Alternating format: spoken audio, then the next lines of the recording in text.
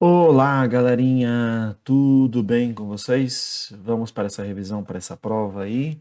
Vai cair movimento circular e uniforme. Então, uma revisão desse conteúdo.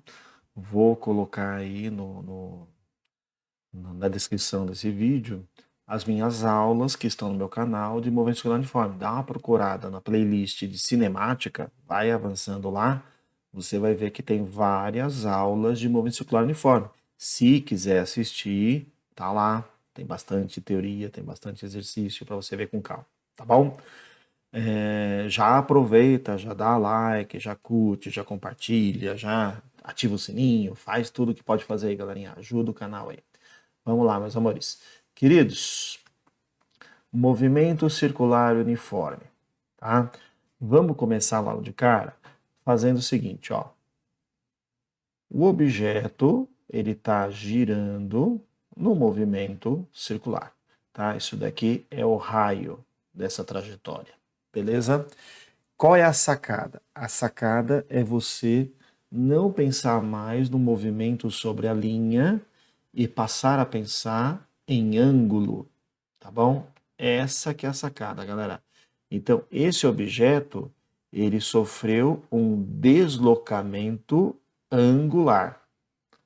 Você não vai mais pensar em ΔS. ΔS seria o comprimento dessa linha aqui, ó. Tá? Então, essa linha que eu estou pintando de verde aqui, isso é o ΔS, é o comprimento da linha. Mas a gente vai parar de pensar na linha e vai passar a pensar em ângulo. Então, eu já vou colocar de cara a equaçãozinha mais importante da matéria. Tá? Então, é a famosa V ômega raio. Tá? O que é o V? É a velocidade, do jeito que você está acostumado. Tá? É a velocidade linear dada em metro por segundo. O que é o ômega? É a velocidade que ele está girando. É a velocidade angular dada em radiano por segundo. E esse R é o raio dado em metros. Tá certo? Então, galerinha, esse objeto, ele tem uma velocidade linear, tá? Vou até desenhar ela aqui para você, ó. É a velocidade linear. Aqui está, ó. Olha para onde está apontando agora, ó. A velocidade linear. Mas a gente vai passar a pensar em ângulo. Então ele tem uma velocidade de giro chamada velocidade angular. Beleza? Agora, esse V você já sabe, é a velocidade normal. Esse ômega, que é a novidade, é a velocidade angular. E esse R é o raio. Agora, galera, como que você vai achar este ômega, né? A velocidade angular, galera, ó, é uma formulinha que é útil, mas não é tão útil essa daqui. É o ângulo que esse objeto gira no intervalo de tempo, tá bom? Então, qual formulinha que é mais útil? Essas que eu vou colocar agora. Então, você vai pensar no ângulo que ele gira numa volta completa, tá? Vou até escrever aqui, ó. Uma volta.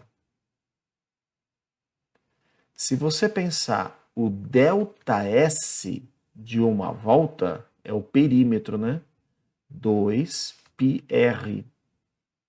Mas se você pensar o ângulo que ele gira em uma volta, eu sei que você vai pensar 360 graus, mas nessa matéria não pode usar grau, a gente vai usar radiano, é 2π radianos. 2π radianos, tá bom? Então você vai pensar no ângulo de uma volta, que é 2π, e no tempo de uma volta. Tempo de uma volta, o símbolo é tesão, chamado de período. Período é o tempo de uma volta, tá bom? Então, o ômega, velocidade angular, 2π sobre período. Beleza? Tem uma outra formulinha que é útil, que é a relação entre período e frequência. Tá?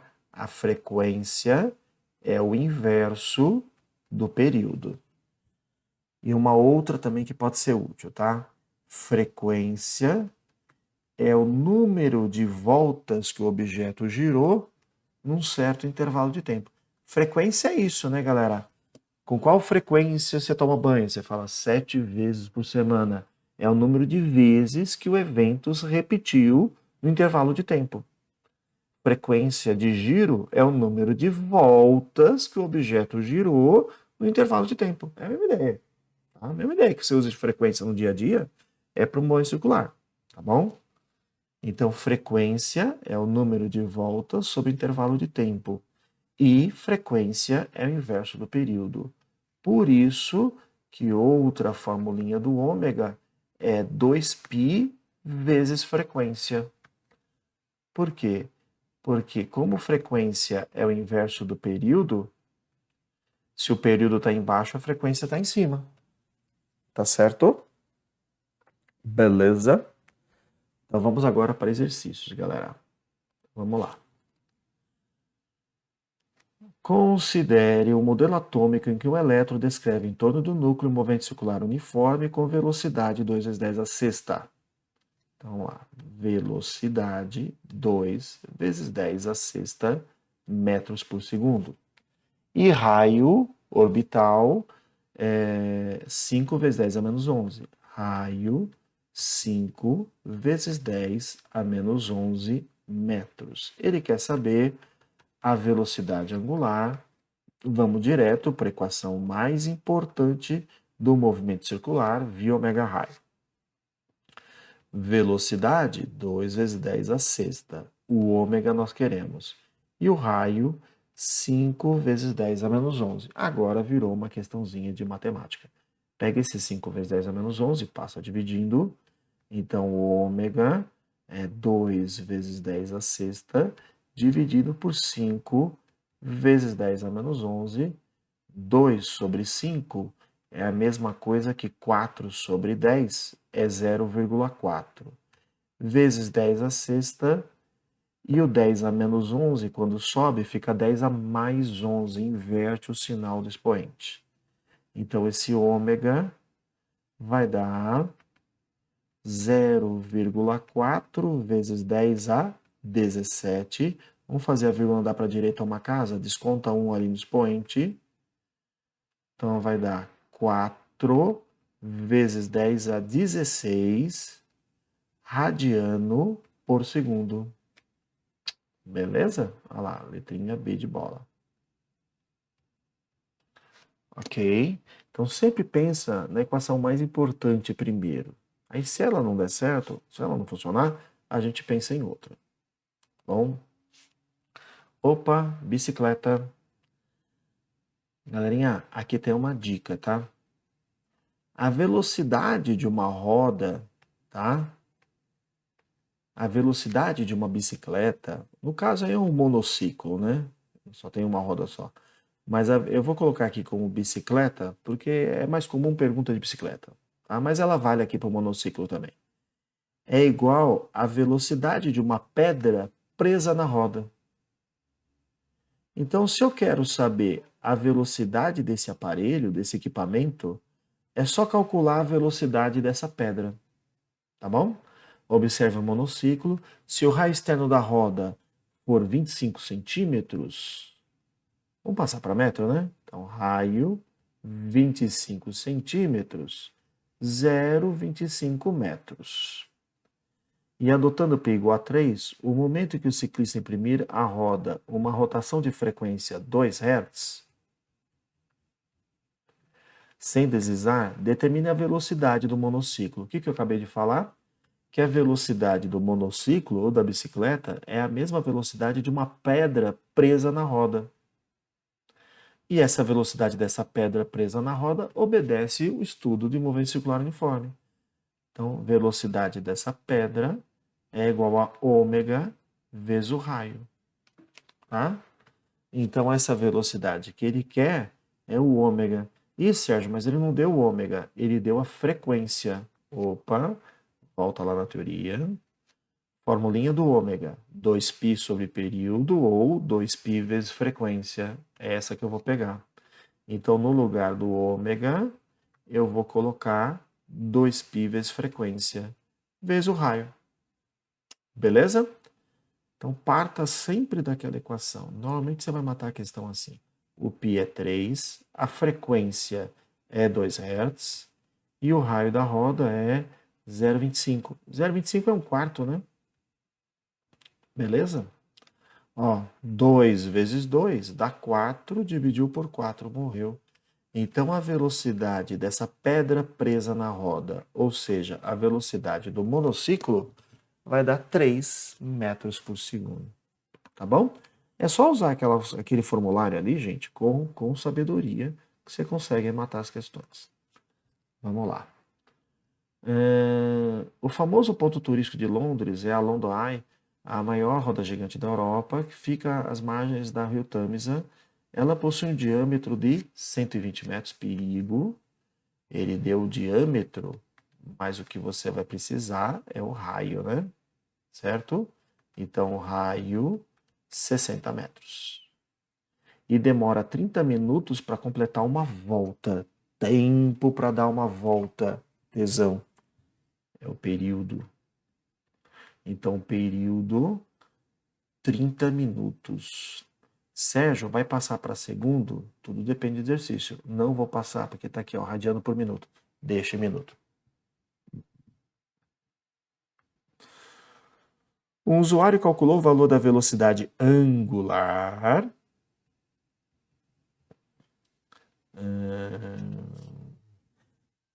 e encontrou o valor de... Então ele quer saber o ômega, gente. Vamos lá. Para saber o ômega, o que você tem que saber? Pensa. Aqui não vai ter que usar a equação mais importante, porque ele quer o ômega e ele deu o período, galera. Olha lá. Ômega, 2π sobre período. Então ele dá uma volta completa no tempo de uma volta. Ou 2π vezes frequência. Então, galerinha, eu vou usar 2π sobre período, né? Tá bom? Então vamos lá. Ômega 2π sobre período. Sérgio, eu vou trocar π por 3? Se ele der, troca. Se ele não der, deixa π mesmo, não tem problema. Tá bom? Aqui, ó, como é alternativa, e tem o π aqui, ó. Então você não vai trocar. Então ficou 2π radianos. E agora divide pelo tempo de uma volta, que é 30 minutos. Simplificou. Olha que baba. Então, velocidade angular, π sobre 15 radiano por minuto. Π sobre 15, a alternativa correta, letrinha B de bucéfalo. Bom, mais uma, galerinha. Tá? O pessoalzinho aí que está com medo dessa matéria, vamos perder o medo dessa matéria. Uma roda d'água com raio meio metro, olha lá, raio meio metro, efetua 4 voltas a cada 20 segundos. Então, são 4 voltas no intervalo de tempo de 20 segundos. Galera, é aquela história, né? Com qual frequência você toma banho? 7 vezes por semana? É o número de vezes no intervalo de tempo? Isso é frequência, né? Já vamos achar a frequência? Frequência é n sobre ΔT. Então, a frequência vai ser... o n é 4 e o ΔT é 20. Então, a frequência, ó, 1/5 de Hertz. Ou, se você quiser, lembra que a frequência e o período, um é inverso do outro. Tá bom? Então, período é 1 sobre frequência. Estou fazendo aqui mais para treinar. Então, se a frequência é 1/5, significa que o período é 5 segundos. Ou seja, demora 5 segundos para dar uma volta completa. Aí vem a pergunta da questão. A velocidade linear, galera, não é a angular que ele quer, é a linear. Ele quer o v, tá? Aí sim você vai para a equação mais importante da matéria, v ômega raio. Então, V nós queremos o ômega. Tem duas formulinhas de ômega. 2π sobre período ou 2π vezes frequência. Tá? Eu vou pegar aqui, ó, 2π vezes frequência vezes o raio. tá bom? Então ficou 2 é número, o π ele deu aqui, ó, tá no texto aqui, 3. A frequência, você descobriu comigo que é 1/5, e o raio é 0,5. Tranquilo? Então vai ficar 2 vezes meio, é 1, né? É 1. Vezes 3 dá 3, dividido por 5. Isso aqui é a mesma coisa que 0,6 metros por segundo. Alternativa certa, letrinha A de amor. Beleza? Começou a perder um pouquinho o medo, galerinha? Vamos lá para a próxima questão? Vamos lá. O comprimento da banda de rodagem circunferência externa do pneu de uma bicicleta é aproximadamente 2 metros. Galera, eu vou pintar de verde o comprimento da roda, tá? Então, esse comprimento é 2 metros, tá? Então, quando a roda dá uma volta completa, o carro ou a bicicleta andou 2 metros. Tá bom? Então, quando você dá uma volta completa, foi essa distância que você andou. Muito bem. Determine o número de voltas dadas pela bicicleta quando o ciclista percorre uma distância de 6.000 metros. Tranquilo. Então, número de voltas é a distância que o cara andou dividido pelo tamanho de uma volta. Se a cada 2 metros ele andou uma volta, então 2 voltas, 4 metros e assim por diante, como é que você vai descobrir o número de voltas? Você pega a distância que o cara andou, quanto que o cara andou? 6.000 metros, e cada volta vale 2 metros. Então, o número de voltas, 3.000 voltas. Beleza? Matamos a letra A. Letra B. Supondo que essa distância tenha sido percorrida com velocidade constante 5 metros por segundo, então velocidade 5 metros por segundo, determine em hertz a frequência de rotação da roda durante o percurso. Muito tranquilo, a letra B. Você vai pensar a equação mais importante da matéria, gente. Via ômega raio.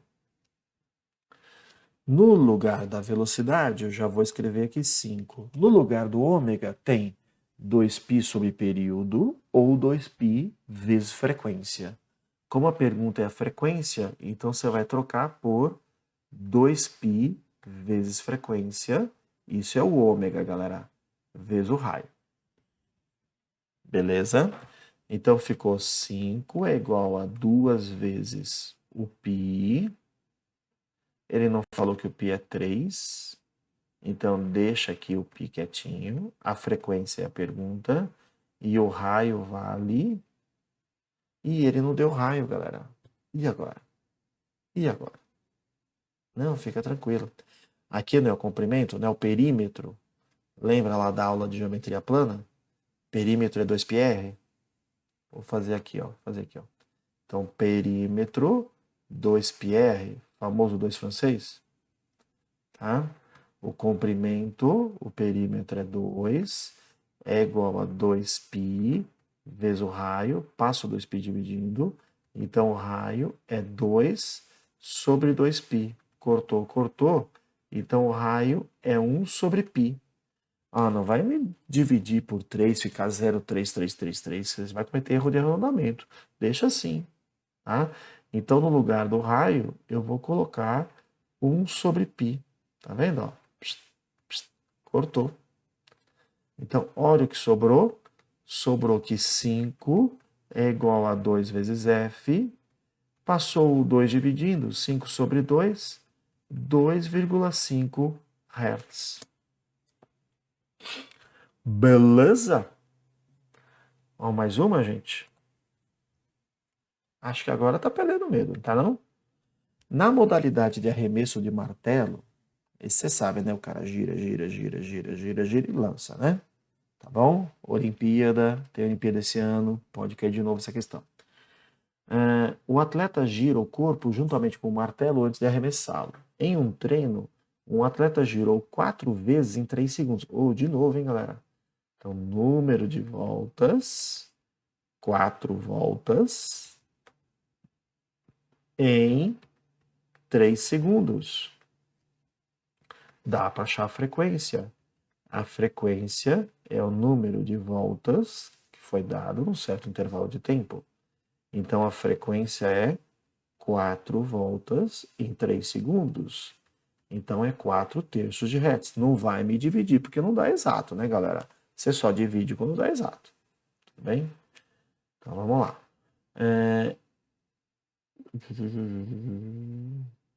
Em 3 segundos para efetuar o arremesso. Sabendo que o comprimento do braço do atleta é de 80 centímetros, desprezando o tamanho do martelo, então o tamanho do braço é o raio da curva desse movimento, né? Então, 80 centímetros, vamos passar para metro, né? Então, 80 centímetros, ou seja, 0,8 metros. Repare que aqui está em metro por segundo nas alternativas, tá bom? Desprezando o tamanho do martelo, movimento circular, vai afirmar que a velocidade em metro por segundo, então é a velocidade linear. Tranquilo, gente. Equaçãozinha mais importante da matéria, V ômega raio. V é igual. Ômega, tem duas formas de ômega. 2π sobre período ou 2π vezes frequência. Como foi dada a frequência, então é 2π vezes a frequência, vezes o raio. Tá bom? Então, a velocidade é igual a 2 vezes. O π ele não deu, vou deixar o π quietinho aqui. Frequência, 4 terços, e o raio é 0,8. Tá? Bom, como aqui nas alternativas não tem π, então vamos arredondar o π para 3. Cortou o π aqui e aqui. Então, velocidade, 2 vezes 4, 8. 8 vezes 0,8 dá 6,4 metros por segundo, aproximadamente, porque a gente arredondou o π para 3. Aqui, a alternativa D de dado. Beleza? Vamos então agora para uma outra parte dessa revisão de movimento circular, que é acoplamento de polia, galera. Tá? Então, nós temos aí esses 3 tipos de acoplamento: por correia, por contato e por eixo. Vamos lembrar aqui o que é para saber aqui, gente. Ó. Então, primeiro, vamos lembrar a dica de giro, né? A dica só de giro. Se a polia grande está girando no sentido horário, a correia, que está aqui, ó, vai acompanhando aqui, ó, está girando aqui no sentido horário, a correia obriga que gire também no sentido horário a outra polia. Então, conexão por correia, os dois giram no mesmo sentido. Agora aqui por contato. Se a polia grande está girando no sentido horário, esse contato vai obrigar que a polia pequena gire no sentido anti-horário. Né? Então, aqui no visual, olha lá, né? Vou colocar assim, né?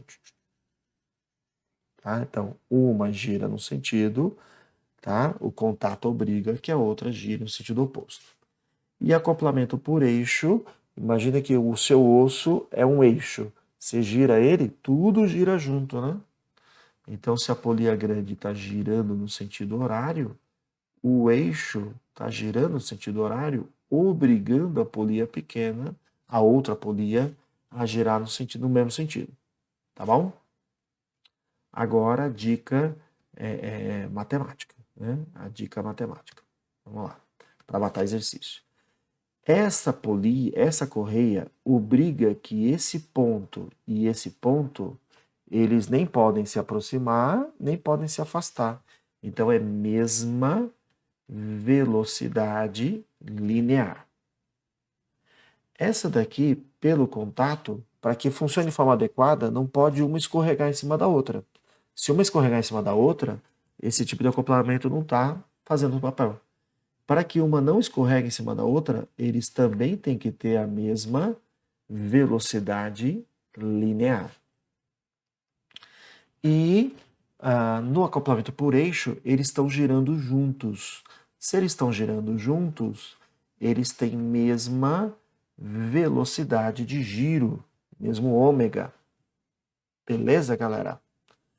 Aí, você junta essas 3 dicas com as fórmulas do movimento circular, tá? V ômega raio, o ômega 2π sobre período ou 2π vezes frequência. Beleza? Vamos fazer aqui algumas questõezinhas para treinar isso. Olha o que nós temos aqui. 2 polias X e Y interligadas por uma correia, tá? Acoplamento por correia, mesma velocidade linear. Respectivamente, o raio da polia Y é 10 centímetros, é a menor, da polia X é 20. As polias estão em rotação e a correia não desliza. A polia X efetua 2 voltas por segundo. Isso é frequência, galera. Então, a frequência da polia X, 2 voltas por segundo, a gente diz 2 Hz. Letra A velocidade linear num ponto da correia. Tranquila a letra A, hein? Então, letra A velocidade num ponto da correia. É a mesma velocidade nesse ponto aqui da polia X, tá? Então, é a mesma velocidade no ponto X. Você vai pegar o ômega da polia X e a frequência da polia X. Ou o raio, né? Desculpa. V ômega raio, né? Você vai pegar o ômega vezes o raio. Beleza? Então, vamos lá. A velocidade vai ser igual. No lugar do ômega, como ele me deu frequência, 2π vezes frequência. Lembrou? Ômega é 2π dividido pelo período, ou 2π vezes frequência, vezes o raio. Então, vai ficar assim, gente, ó. Velocidade no ponto X é igual a 2, a dot π igual a 3. 3, a frequência da polia X é 2, e o raio da polia X, 20 centímetros, passei para metro, 0,2. Então, aqui vai ficar 2 vezes 3 dá 6, 6 vezes 2 dá 12, e 12 vezes 2 dá 24, mas tem a vírgula, 2,4. Então, velocidade aqui nessa extremidade da polia X, 2,4 metros por segundo, que é a mesma velocidade da correia. Agora, na letra B, ele quer saber o período da polia Y. Aí, galerinha, para matar esse tipo de exercício, você vai para a minha dica de acoplamento de polia. Acoplamento por correia, mesma velocidade linear. Então, a velocidade linear no ponto, na extremidade da polia Y, é a mesma coisa da polia X. E agora, gente, você vai usar, no lugar de V, você vai usar ômega R. Então, o ômega da polia Y vezes o raio da polia Y é igual... Aqui eu não vou fazer tudo de novo, né, galera? Eu já sei o Vx, né, que é 2,4. Então, você colocaria ômega x, raio x, entendeu? No lugar do ômega, como ele quer período, lembra que o ômega é 2π sobre período ou 2πf. Aqui eu vou pegar 2π sobre período da polia Y vezes o raio da polia Y, que é 0,1. É igual a 2,4. Eu vou passar esse 0,1 dividindo, galerinha. Então, ficou 2 vezes 3, dividido pelo período da polia Y, é igual a 2,4 sobre 0,1. 2 vezes 3 é 6, sobre período é igual a 24. Bom, agora aqui, galerinha, eu vou fazer o seguinte, ó. Eu vou passar o período para cima e 24 para baixo. Então, período ficou 6 sobre 24. Né? Se você não acompanhou isso daqui, ó, multiplica em cruz, 24 vezes período é igual a 6. E agora eu pego 24 e passo dividindo. Então, o período vai ficar 6 sobre 24, é 1/4, né? De segundo. Beleza? 1/4 de segundo. Muito bem. Entendeu como é que usa, galerinha? Você parte das minhas dicas e depois você usa as equações. Tá bom? Vamos fazer mais aqui, ó. Complemento por correia de novo. Já vou pegar a dica de cara, ó. VA é igual a VB. A frequência da engrenagem A é 5 vezes maior que a frequência da engrenagem B. Então, FA é 5 vezes maior que FB.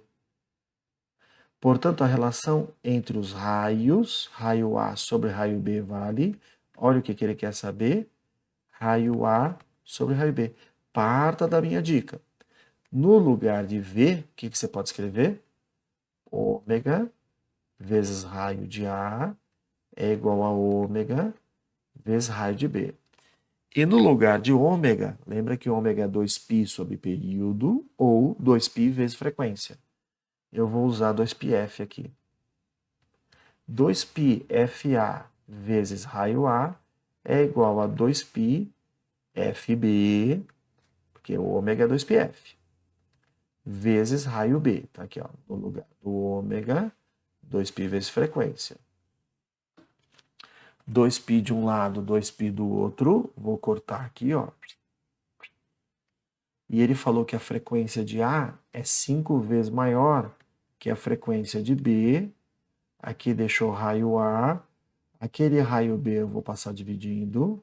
Raio B é igual a frequência de B. Vou cortar esse carinha com esse carinha. Então sobrou o número 1 aqui. Resposta do exercício.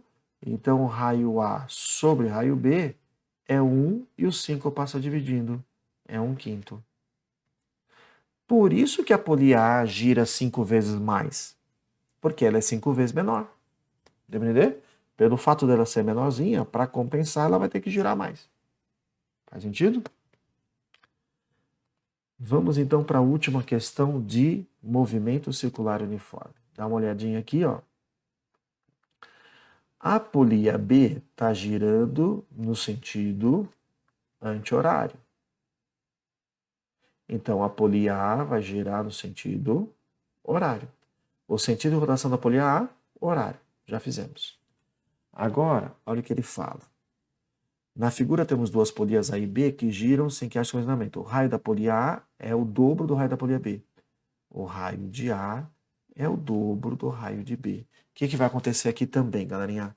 Como essa polia pequena ela é 2 vezes menor, para compensar, ela vai girar 2 vezes mais. A polia B gira no sentido anti-horário com frequência 8. Então, a frequência da polia B é 8 Hz. Qual a frequência da polia A? Como a polia A é 2 vezes maior, ela vai girar 2 vezes menos. Então, vai ser metade de 8, vai ser 4. Mas como é que a gente prova isso? Parta da minha dica. Acoplamento por contato, a velocidade da polia A é igual à velocidade da polia B. No lugar de V, você pode escrever ômega raio de A, ômega raio de B. Ômega tem duas fórmulas, 2π sobre período ou 2π vezes frequência. Como nesse caso ele quer frequência, então eu vou substituir por 2π vezes frequência de A, isso é o ômega, vezes raio A. E da polia B, 2π vezes frequência de B, isso é o ômega, vezes raio de B. 2π de um lado, 2π do outro. Então, a frequência de A é a pergunta, o raio de A é o dobro do raio de B, a frequência de B é 8 vezes raio B. Raio B aqui, raio B ela cortou, então frequência de A é 8 sobre 2. Aquilo que nós tínhamos visto, né, gente? Vai dar 4 Hz. Então, como a polia tem o dobro do tamanho, a frequência vai ser metade. Beleza? Queridos, espero aqui ter tirado um pouco o medo dessa matéria para vocês, tá? Usa aquelas equações que eu dei no início, tá? São essas que você vai usar, tá? Vi ômega raio é o mais importante. O ômega 2π sobre período ou 2π vezes frequência, tá? E tem essas outras informações que podem ser úteis aqui, mas eu coloquei aqui, ó, dentro de retângulo, as equações mais importantes, tá bom? E junto com isso, acoplamento de polia tem essas 3 dicas aqui. Por correia, mesma velocidade linear, por contato, mesma velocidade linear, e por eixo, o que gira uma, gira a outra, mesma velocidade angular, tá bom? Então, estou encerrando por aqui. Não deixa de dar like, de curtir, de compartilhar, de comentar, tá bom? Aquele abraço, galerinha. Valeu, até mais.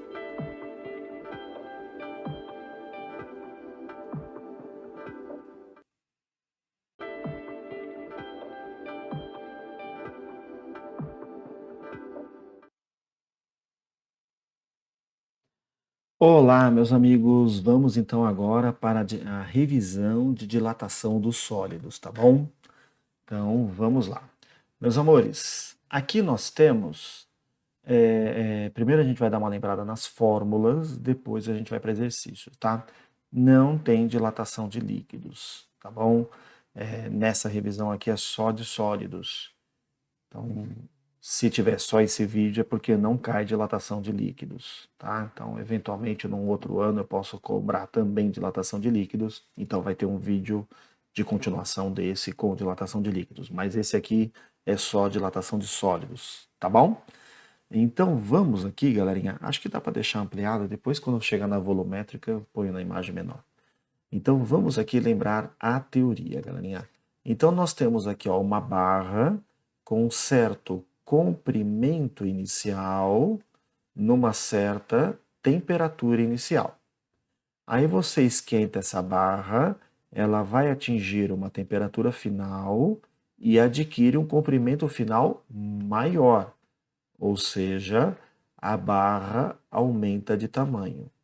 Isso que a barra aumentou é o que nós chamamos de dilatação linear, especialmente quando o objeto é uma barra, uma linha, um fio, tá certo? E como é que você calcula a dilatação linear? Depende do tamanho inicial, depende do material, ou seja, do coeficiente de dilatação linear, e depende da variação de temperatura. Se for perguntado o tamanho final da barra, é o quanto ela media antes, mais o quanto ela aumentou o seu tamanho. A mesma coisa aqui para superficial, tá? Então você tem aqui uma área inicial para uma certa temperatura inicial. Você esquenta essa barra, ela vai para uma temperatura mais alta, ela dilata, adquirindo uma área final maior. Repare que as formulinhas são todas parecidas, ó. Aumento da área é igual. Aumento do comprimento depende do comprimento inicial. Aumento da área depende da área inicial. Depende do material? Sim. Aqui na linear é o alfa, que é o coeficiente linear. Aqui, quando é uma chapa, é o beta, que é o coeficiente superficial. E também depende da variação de temperatura. A área final é o quanto ela mede no início, mais o quanto a área aumentou. E nós não temos uma tabela de betas, só temos uma tabela de alfas. E o alfa é o dobro, desculpa, o beta é o dobro do alfa. E quando a gente vai para volumétrica, a ideia é a mesma, né? Então você tem aqui um objeto que numa certa temperatura inicial tem um volume inicial, você aumenta a temperatura até uma temperatura final mais alta, o volume do objeto aumenta, dilatação volumétrica. O aumento do volume depende. Aumento do comprimento depende do comprimento inicial, aumento da área inicial, aumento do volume inicial. Depende do material? Sim. Aqui na linear é o alfa, que é o coeficiente linear. Aqui numa placa é o beta, que é o coeficiente superficial. E aqui vai ser o gama, que é o coeficiente volumétrico. e também depende da variação de temperatura. Se for perguntado o volume final, é o volume inicial mais o quanto aumentou o volume. E o gama é o triplo de alfa. É isso, galerinha. Revisei as fórmulas. Vamos agora para exercícios. Vou só tomar uma aguinha aqui enquanto... Vamos aqui para a tela ampliada.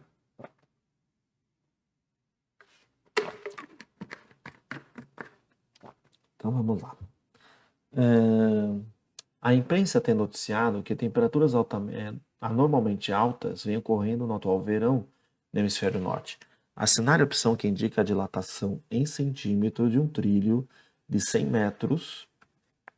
Então, o comprimento inicial, 100 metros, sofreria devido à variação de temperatura de 20 graus Celsius. Então, ele falou claro que é variação de temperatura de 20 graus Celsius, sabendo que o coeficiente linear é 1,2 vezes 10 a menos 5. Então, o alfa, 1,2 vezes 10 a menos 5. Então, vamos lá. Dilatação linear depende do comprimento inicial, do alfa e da variação de temperatura. Dilatação linear depende, o comprimento inicial é 100, o alfa 1,2 vezes 10 a menos 5 e a variação de temperatura é 20. Esse zero vai fazer essa vírgula andar para a direita, fica 2 vezes 12, 24. Então é 24 vezes 100, 2.400, vezes 10 a menos 5. Vamos andar a vírgula para a esquerda, deixar em notação científica, eu vou ter que andar para a esquerda 3 casas. Então desconta 3 aqui no expoente. Então é 2,4 vezes 10 a menos 2 metros. Então imagina, galera, uma barra de 100 metros de comprimento, ela vai dilatar 2,4 centímetros.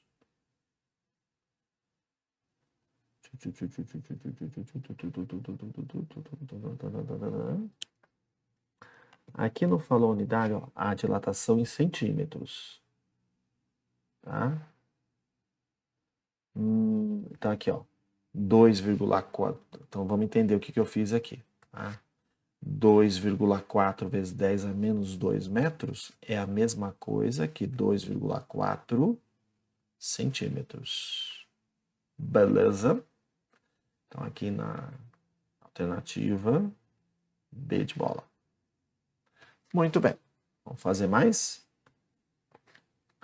Uma chapa quadrada, aí é placa, gente, é dilatação superficial.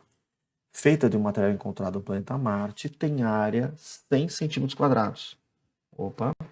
Então, a área inicial, 100 centímetros quadrados.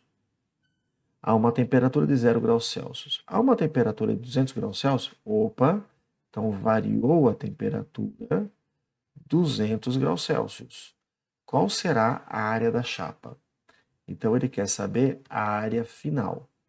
Sabendo que o coeficiente linear, atenção, ele deu o linear, ele deu o alfa. É 2 vezes 10 a menos 3. Galerinha, o cara dá o alfa para você obter o beta. Lembrando que o beta é o dobro do alfa. Então, vai ser 4 vezes 10 a menos 3. Beleza? Só melhorar esses números aqui. Muito bem. Agora que você tem tudo aí, dá para a gente achar o quanto dilatou essa placa. Área inicial vezes beta vezes variação de temperatura. Então, a dilatação dessa área vai ser a área inicial é 100, o beta é 4 vezes 10 a menos 3 e a variação de temperatura é 200. Então, o aumento da área vai ser 2 vezes 4, 8. E eu vou agora acrescentar os zeros. 1, 2, 3, 4. 1, 2, 3, 4. Vezes 10 a menos 3. Esse 10 a menos 3 vai matar 3 zeros aqui. Ó. 1, 2, 3. 10 a menos 3. Então, o aumento da área foi de 80. Tá exagerado isso daí, tá, galera? Tá exagerado. Tá exagerado. Na verdade, o erro aqui, ó, tem... Eu peguei essa questão de um vestibular, né? Mas ela tá imprecisa com o mundo real. Na verdade, aqui, ó, tem que ser 10 a menos 5 para ficar mais realista, tá? Mas com os dados da questão são esses, então vamos deixar assim, tá bom? Mas assim, para se aproximar mais uma informação do mundo real, aqui é 10 a menos 5, que dilatação sempre é uma coisa muito pequena. Então, a área final é a área inicial mais o aumento da área, tá? Estou matando a questão com os dados que foram dados. Então, a área inicial é 100 mais o aumento da área é 80. Então, a área final vai ser 180 centímetros quadrados. Beleza? Vamos mais uma? Vamos lá. Um bloco maciço de zinco tem a forma de um cubo com aresta 20 centímetros.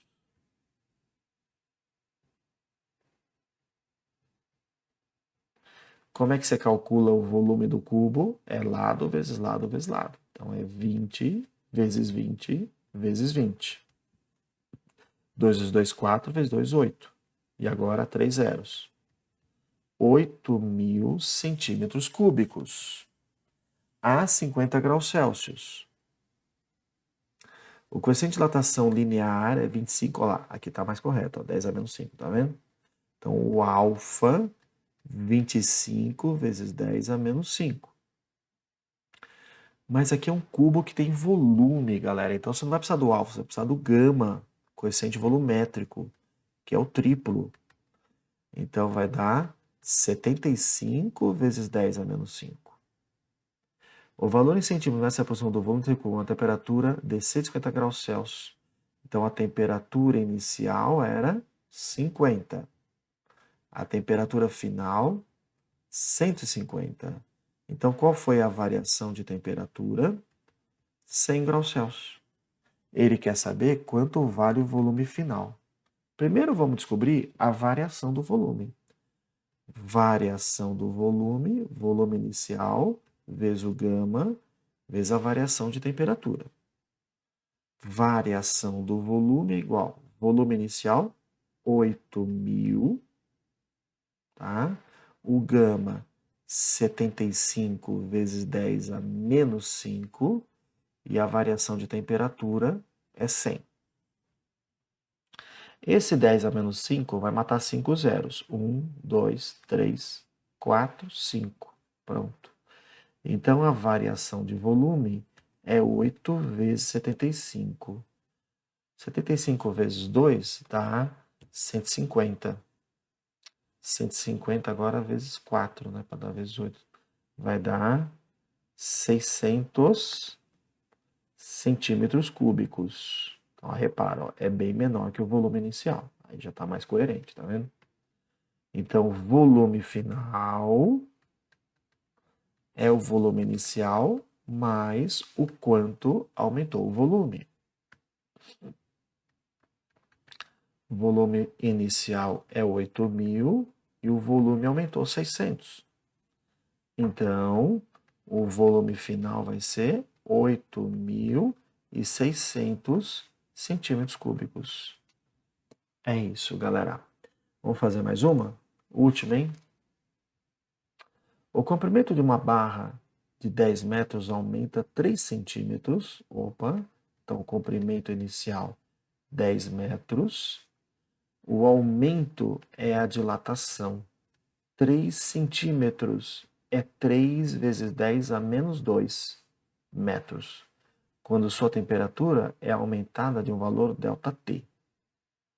Se a barra de 1 metro feita do mesmo material for submetida à mesma variação de temperatura, seu comprimento final será... Então agora a pergunta é a seguinte: e se a barra tivesse 1 metro? Quanto que ela vai dilatar? Então vamos lá, vamos pegar a fórmula de dilatação. Dilatação é o comprimento inicial vezes o alfa vezes a variação de temperatura. Dilatação dessa outra barra é o comprimento inicial dessa outra barra vezes o alfa dessa outra barra, que ele falou que é do mesmo material, tá? Mesmo alfa, vezes a variação de temperatura dessa outra barra, mas ele falou mesmo a variação de temperatura. Então, eu tenho a dilatação da barra número 1, tá? E eu tenho a dilatação da barra número 2. Então, eu coloquei as duas formulinhas aqui. Agora, para relacionar rapidamente, vamos dividir uma pela outra. Porque aí que tiver em comum em cima e embaixo, corta, entendeu? Então, o alfa vai cortar porque é o mesmo material. A variação de temperatura vai cortar porque é a mesma. ΔL da barra 1 é 3 centímetros. ΔL da barra 2 é o que eu quero.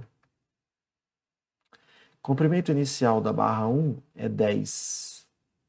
Comprimento inicial da barra 2 é 1.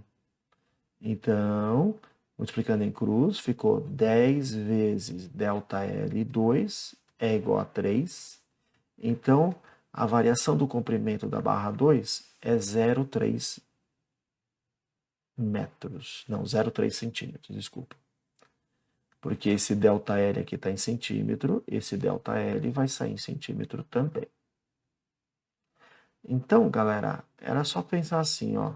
Como essa nova barra é 10 vezes menor, vai dilatar 10 vezes menos. Essa aqui dilatou 3, essa aqui vai ser 0,3. Mas a pergunta é, qual vai ser o tamanho final dessa barra de 1 metro que dilatou 0,3? Bom, comprimento final é quanto mede no início mais o quanto aumentou. Comprimento final é igual, quanto mede no início? 1 metro e dilatou 0,3. Então, comprimento final, 1,3 metros. Alternativa correta, letrinha E. Beleza, galera? Aqui parece que desfocou um pouquinho. Faz mal. Vamos ver se ele volta aqui. Deixa assim mesmo. Estou encerrando o vídeo agora. Galerinha, então, tá? Faz mais exercícios e também dá um like no vídeo, comenta, tá? Faz aí o pacote tubístico aí geral aí, tá bom? Aquele abraço, gente. Boa prova lá, detona. Valeu. Tchau, tchau.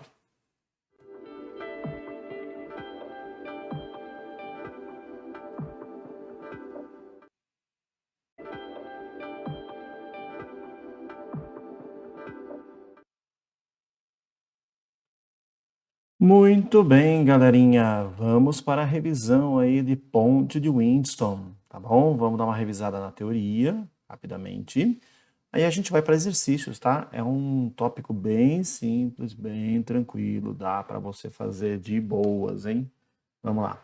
Aqui nós temos, galerinha, uma ponte de Winston, um circuitinho de montagem de ponte de Winston. Aqui nós temos o resistor R1, aqui o resistor R2, o R3, o R4 aqui. E aqui, ó, a ligação entre o ponto B e o ponto C é que é a tal da ponte. Aqui no caso tem uma resistência, mas não precisa ter. E aqui tem um medidor. Pode ser um amperímetro, pode ser um voltímetro, tanto faz, tá bom?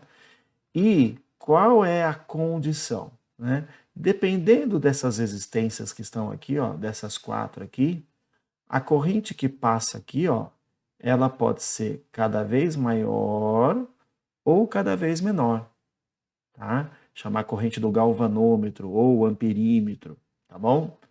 Então, qual é a condição para valer essa teoria aqui da ponte de Winston?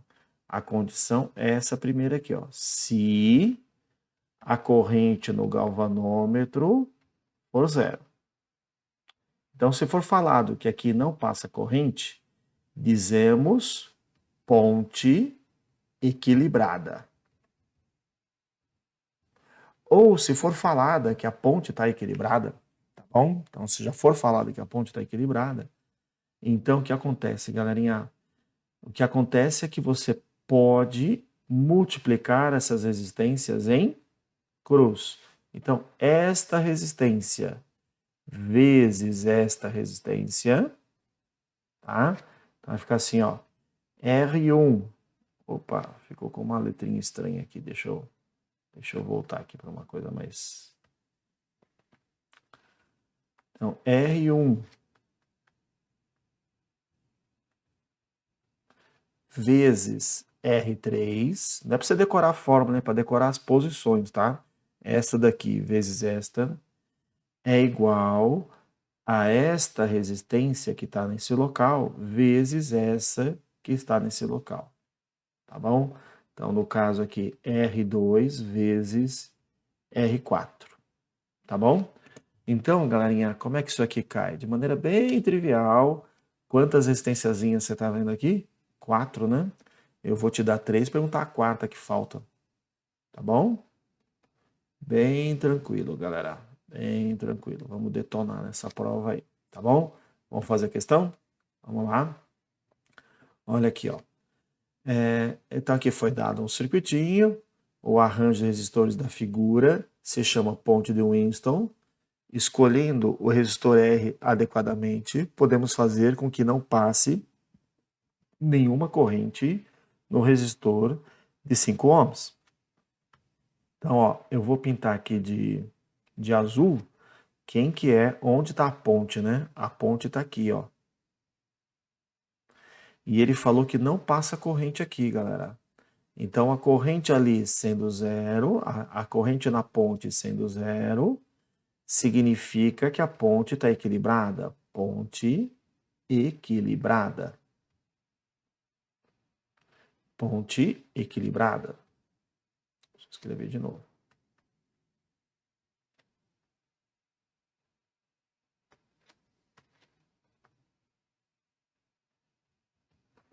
Ponte equilibrada. E se a ponte está equilibrada, você pode multiplicar as resistências em cruz.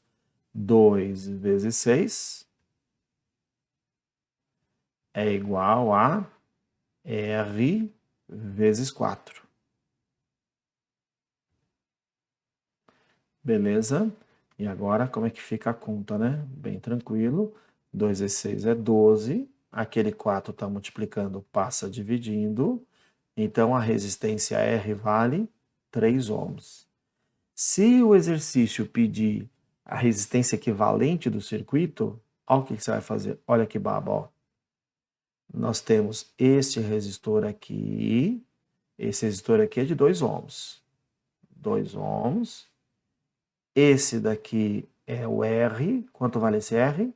3 ohms. Você acabou de achar comigo. Temos esse resistor aqui, que é de 4 ohms.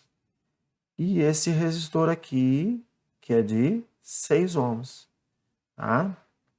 Sérgio, o resistor aqui no meio, eu apaguei. E por que eu posso apagar? Porque não passa corrente por ele. Lembrou? Então, não passa corrente por ele, você pode apagar. Beleza? E aí, galerinha, como é que a gente vai associar? Bem tranquilo, ó. Essas duas resistências ficaram em série. Quanto que é 2 ohms em série com 4 ohms? É uma resistência de 6 ohms. Olha lá.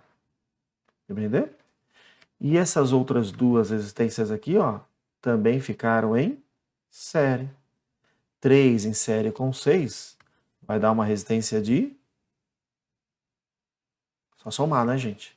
9 ohms. Tá bom? 9 ohms. E agora, claramente, nós temos duas resistências em paralelo. Como é que a gente associa duas em paralelo mesmo? Produto pela soma. 6 vezes 9, dividido por 6 mais 9. 6 vezes 9, 54. 6 mais 9 é 15. Tá? Fazer a divisão aqui, gente, só a título de exemplo, tá? E esse exercício ele só queria saber quanto vale a resistência R. Nós já matamos aqui, ó, a resistência R vale 3 ohms, tá? Então tá aqui, ó, já foi, já tinha matado a questão. É que eu tô te mostrando qual outra pergunta possível. Ele pede para você transformar o monstrão no monstrinho, tá bom? Aí vai ficar assim, ó. 54 por 15, né? Vou fazer aqui vai dar 3,6. 3,6 ohms. Então, se ele pedisse qual é a resistência equivalente, é essa técnicazinha que você faz aqui. As resistores de um lado ficaram em série, do outro lado estão em série, e você faz produto pela soma. Porque o do meio aqui, ó, você pode apagar. E por que pode apagar? Porque não passa corrente. Tá bom? Vamos fazer mais uma, ó. Aqui, ó, não tem a ponte desenhada, mas eu vou desenhar a ponte, ó. Aqui está, vou colocar aqui um amperímetro. Tá bom? Olha o que ele fala. Um circuito contendo 4 resistores é alimentado por uma fonte de tensão conforme a figura. Calcule o valor da resistência R sabendo que o potencial elétrico em A é igual em B. Opa! Potencial em A é igual em B significa que entre A e B não tem EDP. E se não tem EDP, não tem corrente. E se não tem corrente, dizemos que é uma ponte equilibrada. É aquela lá que eu pintei, que eu desenhei aqui de azul. Ó. Não passa corrente ali. E se não passa corrente ali, você pode multiplicar as resistências em cruz. Esta resistência vezes aquela resistência é igual a esta resistência vezes essa resistência. Como é que vai ficar aqui? R vezes 120 é igual a 60 vezes 90. Então, R é igual a 60 vezes 90 dividido por 120. Simplificou aqui, ficou 2. 90 sobre 2, 45 ohms. Beleza, galera? 45 ohms. Isto. Vamos então para a última questão. Vamos lá. A figura apresenta uma ponte de em equilíbrio. Olha, já deixou de claro que é uma ponte de equilíbrio. O resistor R2 suporta uma corrente máxima de 10 mA. Resistor R2. Resistor R2 é esse aqui, ó. Então vamos desenhar aqui, ó, uma corrente passando aqui, ó, de 10 mA. Tá bom, o que mais? A bateria tem resistência interna desprezível. A resistência R1 e a máxima força eletromotriz E admissíveis são? Então ele quer saber quanto vale R1? Bom, como foi falado que a ponte está equilibrada, ponte equilibrada, e se a ponte está equilibrada, você pode multiplicar as resistências em cruz. Então vai ficar R1 vezes 5.000 é igual a 500 vezes 1.000. Vamos colocar aqui, ó. Então vai ficar R1 vezes 5.000 é igual a 500 vezes 1.000. Eu vou cortar 3 zeros do lado direito, 3 zeros do lado esquerdo. Então, R1 ficou igual a 500 dividido por 5. Então, a resistência R1 vale 100 ohms. Certo? Agora, vamos responder a outra pergunta, né?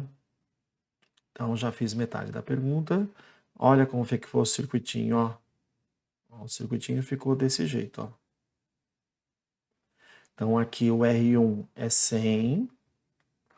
Aqui o R2 é 500 ohms. Aqui é 1.000. E aqui é 5.000. Tá? E esse negócio está ligado aqui numa bateria de força eletromotriz E. O carinha do meio aqui eu apaguei. Por que eu apaguei? Porque a ponte está equilibrada. E quando a ponte está equilibrada, não passa corrente. Se não passa corrente, pode apagar. Já apaguei aqui do meio. Claramente, esses dois resistores de cima ficaram em série. Não é? 100 em série com 500 dá uma resistência de 600. E claramente aqui embaixo também ficou em série. 1.000 em série com 5.000 vai dar uma resistência de 6.000. Então, vou desenhar aqui, ó. Então, aqui por cima, nós temos 600 ohms. Por baixo, nós temos 6.000 ohms. E aqui nós temos o gerador, que ele quer saber quanto vale a força eletromotriz. O que ele nos deu no enunciado? que a corrente que passa por esse cara de 500 é 10 miliamperes. Ou seja, a corrente que passa aqui em cima é 10 miliamperes. Certo? Vou usar outra cor, tá, gente? Essa cor aí não ficou tão legal. Então, a corrente que passa aqui em cima é essa corrente de 10 miliamperes. Bom, como a bateria está entre esse ponto, que eu vou chamar de A, e esse ponto, que eu vou chamar de B, se eu descobrir a DDP desse resistor, eu estou descobrindo a DDP entre A e B, que é a mesma DDP da bateria.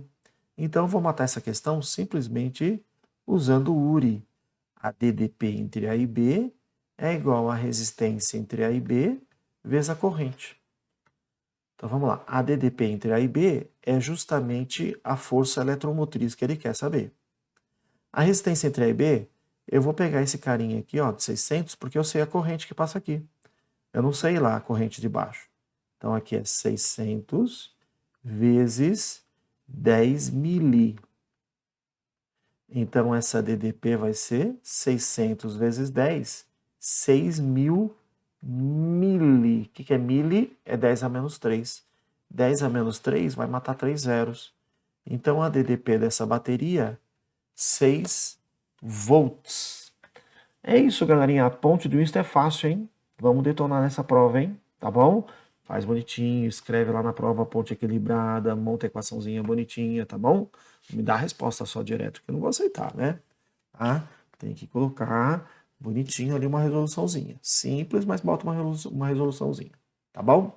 Queridos, boa prova, detona, tá bom? Conta comigo aí. Abração, até mais, beijinhos a todos. Valeu, tchau, tchau.